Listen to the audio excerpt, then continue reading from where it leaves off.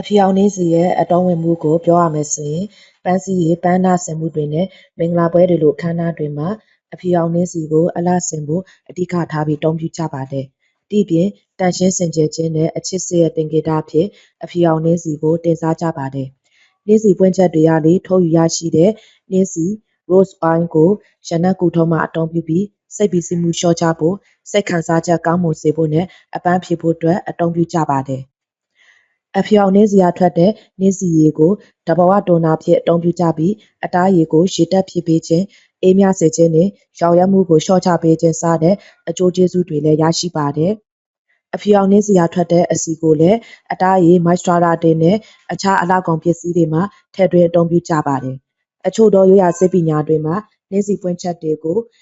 အစာချေစနစ်ပြဿနာတွေ၊လည်ချောင်းနာခြင်းနှင့်